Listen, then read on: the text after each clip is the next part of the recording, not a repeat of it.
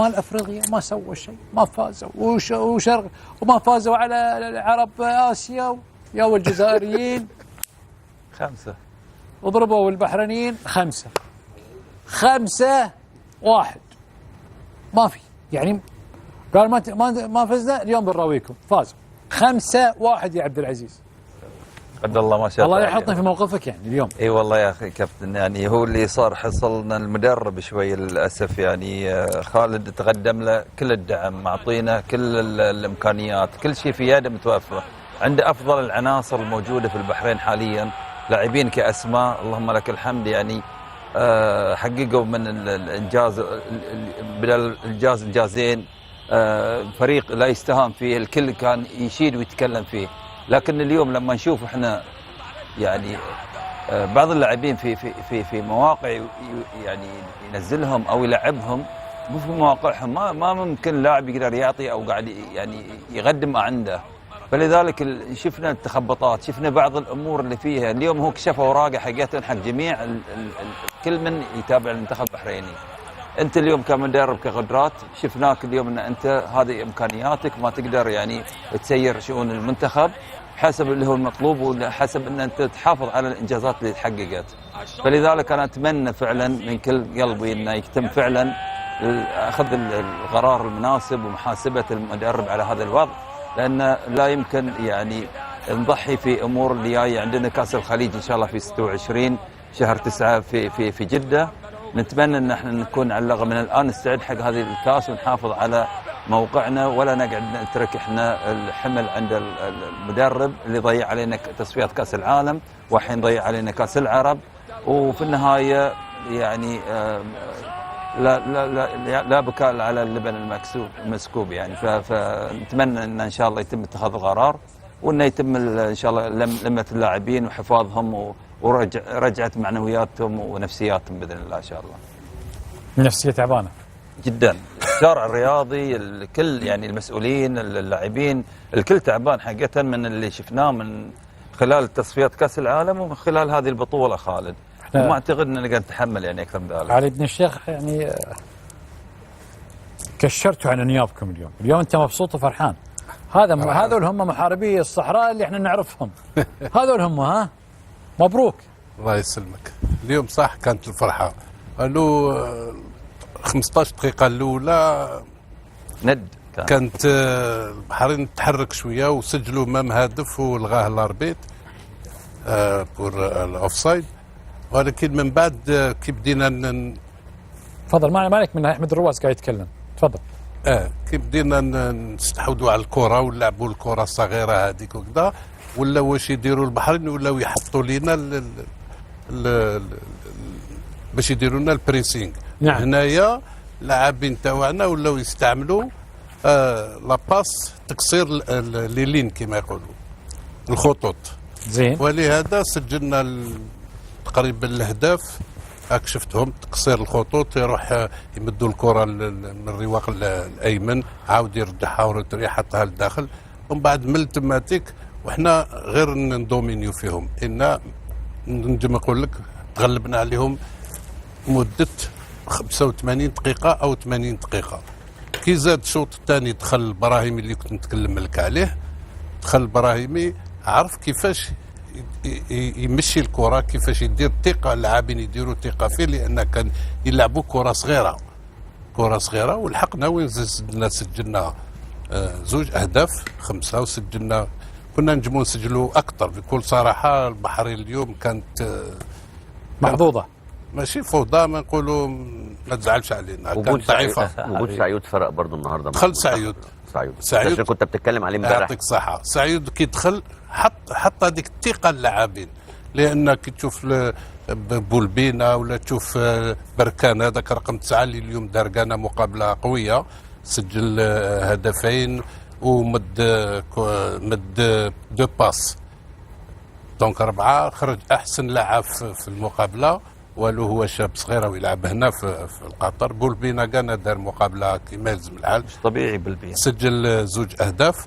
ولكن بين سعيود وابراهيمي التجربه الاكسبيريونس هذيك اللي خلات الفريق يحط الكره. اليوم ما لعبناش كما المقابله اللي فاتت، نرميو برك. اليوم حطوا لاعبين، حطوا الكره، وحنا الجزائريين لو كان نلعبوا الكره هذيك في السماء ما نجمولهاش. احنا طبيعتنا نحطوا الكره صغيره، نلعبوا صغيره مثلثات بسرعه. نعم، هذه هو الكره تاعنا. اليوم الحمد لله داروا مقابله كما يلزم في المستوى. ان شاء الله المقابله الجايه ماهيش راح تكون كما البحرين، لان البحرين بكل صراحه ضعيفه علينا شويه. لاعبين ما لازمش يديروا في بالهم ربحوا 5 يقول لك خلاص دينا الكاس، لا، كل مقابله بالمقابله. المقابله الجايه لازم يديروا المجهودات تاعهم باش نربحوها، وان شاء الله نروحوا لبعيد ان شاء الله. مبروكين يا كابتن. اللي طالبت فيهم امس انت ياسين وسعيود اللي يكسرون الخطوط، اليوم تواجدوا. المدرب ان شاء الله انه يسمعك. مام حليميه باسكو اليوم عمل عطال في الرواق الايمن. صح. ومن بعد دخل حليميه عنده السرعه مليح، عنده السرعه وعنده الحراره، دونك عرف اليوم كيفاش يغير اللاعبين. بس انت نوعا ما كنت مقتنع بعادل بالبينه الفتره اللي راحت. الان اعتقد اقتنعت فيه تماما انه لاعب يستحق انه يكون في المنتخب الوطني. شوف والله العظيم بولبينا ما في الجزائر يتكلمون عليه، كان اللي يحسبوا بلي ما نحبش هذا اللاعب، وانا لا، ما عندي ما نحبه ولا من انا حب. انا نتكلم على كرة القدم. بولبينا عنده امكانيات كبيره، عنده السرعه، عنده يضرب بالرجلين، عنده القوه بالافراب هذه يضربهم بالقوه، عنده هذوما يطلب الكره مليح. ولكن بولبينا عنده ان ديفو، كي تعطي له الكره مع اللاعب اللي يكون مقابله ما يروحش هو ليه، شغل ما تقيسليش بدون التحامات. صح ولا لا؟ هو يعني انا اشوف لعب عادل بالبينه بذكاء ويعطيك اللي انت تبغيه في المباراه بصراحه. يعني انا اشكر نادي تحيل القطري، واشكر كابتن جمال بالماضي تجهيز عادل بالبينه للمنتخب الجزائري. وشوف هنا اشارته للكل من يعني يحاول انه يقلل من قيمته، يقول انا هنا متواجد، انا هنا، هدوا انا هنا. وفعلا كابتن يستحق. تعرف انت لما انا يعني اتكلم عليك اشكك من قيمتك الفنيه وانت تثبت لي العكس، اكيد راح تقول لي انا موجود هنا كابتن كمان. صح هي كالمه هو شوف، هو اني قلت لك اللاعب عنده امكانيات كبيره، ولكن او هنايا لاعب كان يلعب في هذا نفس المكان، هاو يقول لك هو في نفس المكان لازم يتحقق مع المدافع، لازم يروح معه، لازم يراوغ، لازم يطيح. ولا تعطيني الكره ونروح نضرب، تبقى لك تسمى الامكانيه تاعك محدده في هذا الباب. هذه انا واش نطلب منه يدير، واش راني يقولوا لي انه عنده ينجم يدير اكثر من هكذا. لو كان جا ما ينجمش يدير اكثر نقولوا هذاك واش عنده، ولكن ينجم يدير اكثر من هكذا. ولا هنايا ينجم يخبط في الباب تاع الفريق الوطني. اليوم شو تقول عنه نجم؟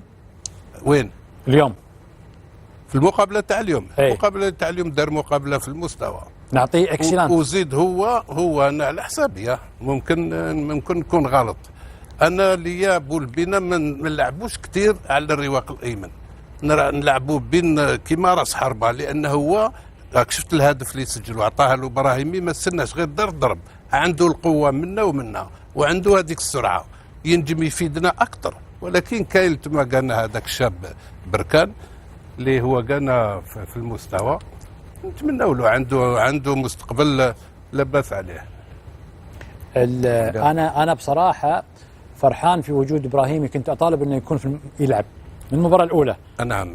ونسال ليش ما يلعب ابراهيمي، ليش ما يلعب؟ حتى اليوم في الشوط الاول ما لعب، فكنت اقول ان شاء الله شوفه في الشوط الثاني. وفعلا لما نزل في الشوط الثاني يا اخي قيمه فنيه هائله في ياسين ابراهيمي، والله يا اخي سيفونيه تاكل معاه ستيك بالشوكه والسكين، متعه. ومن بعد هو اللي جعل اصحابه يحطوا الكره ويلعبوه، هو كان يقول لهم باللغه تاع الكرويه حطوا الكره.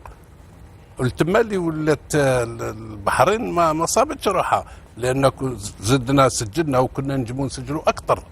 وهذه علاش انا كنت نقول ابراهيم يدخل وسعيود يدخل دونك وكاين لعاب كاناتيك احنا عندنا شويه واحد العقليه شويه في الجزائر نتكلموا خطرات على غير اصحاب الهجوم، لان عندنا لعاب اللي كان رقم مدافع تاعنا في المستوى دار مقابله في المستوى، وناليا هذا كان ناليا عنده مكانته في ليكيب في الفريق الوطني الاول، بس ما راح ياخذونه. انا ليا عنده مكانته، لان اللي راهم يلعبوا تما هو كاين لاعبين في المدافع اريا سونترال كما يقولوا المدافعين هذوك، هو الاحسن منهم، اتليتيك قوي عنده السرعه. اليوم شفت المقابله اللي دارها والله لو تحسه هو وحده يلعب. هو افضل من توقاي يا كابتن. خير من انا ما نحبش نتكلم على الاسماوات باش ما نقيسوش. والله لو انا مكان مدربكم لاخذ بلبينه ياسين وبركان بندابكه نعم، على طول على موروكو كاس افريقيا. اي والله والله 3 سعيد مداش، ويستحقون يعني، مش انه قيمه فنيه كبيره بصراحه. وفي حاجه اليوم طيبه، كان في لاعب صايم اليوم في المنتخب الجزائري. وشوف العلاقه الطيبه، شوف هو ياسين عطاه التمر، جاي يفطر معاه على الخط وقت المباراه، على فكره هو عطاه التمر قاعد يفطره.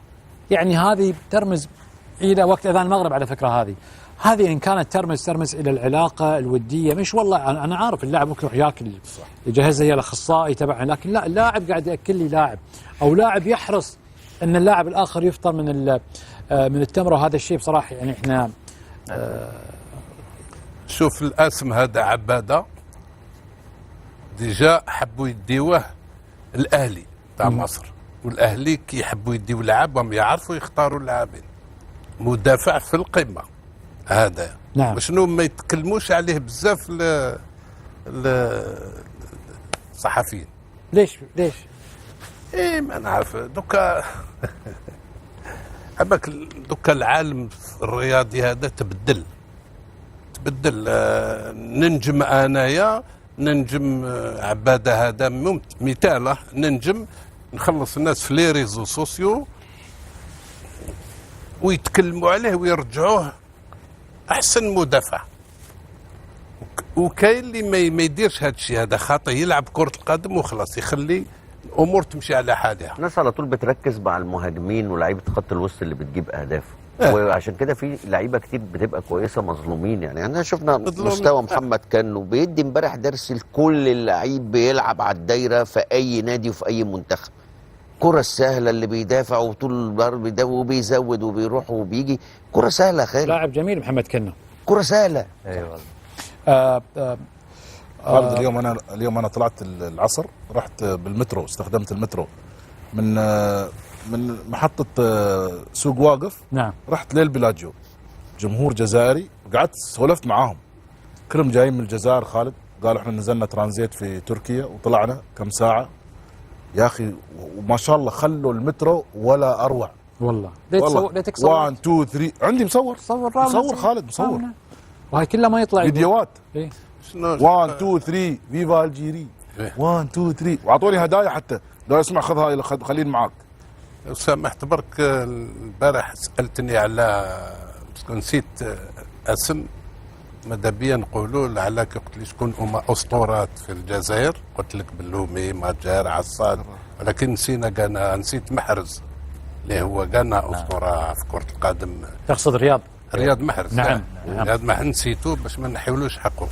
لا رياض محرز، وانت كل لاعب خدم الوطن وقدم شيء اكيد، يعني هم الاساطير. انتم باسكو ممكن كاين يقول لك ما جبتش اسمه وانا والله غير نسيت، والله ربي عال نسيته، بصح في الليل خدمت لي قلت غدوه لازم. لا لان انا جبتك طاري بلومي والاخضر ورابح ماجر فنسيت، طبيعي جبتك عدة اسامي. شد على عصرك. هذا خالد كاين لاعبين كثير في الجزائر في المستوى العالي طبعا، كاين كثير وفنانين كبار، بس هم حبوا يظلموك فتره من الفترات، يعني البعض وليس الكل، لكن الحمد لله. ظلموني واش الله ينصرك، واش عليه، الله ينصرك، كاين ربي واش عليه. حبيب تفضل. مقطع بس سريع، لا تراويني، انا راويت الكاميرا.